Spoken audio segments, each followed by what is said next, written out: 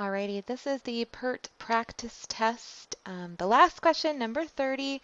So I wanted to explain to you a little bit about how I'm going to tackle number 30. There is a very long process to do this. However, I'm going to show you test taking strategies that'll make this even faster.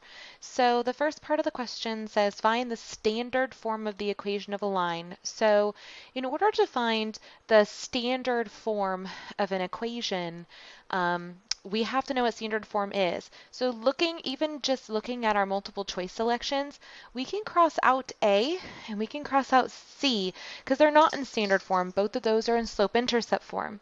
So even if we got stuck, we can just break it down at least into two. Then it says find the standard form for the equation of a line that passes through the points. So in order for points to pass through a line, that means that if I were to plug this number in for x and this number in for y, it should make a true statement. They should equal 11. So instead of going through the whole process, I would just use a point, either one that you chose, and plug it into the two equations to see if it works. So I'm going to plug it into the first equation and just see if it works. So instead of 2 times x, it's 2 times 1 plus 3 times 3 should equal 11. Well, 2 times 1 is 2, 3 times 3 is 9, oops, 11, and then we have 11 equals 11. So because that one checks out, your answer has to be B.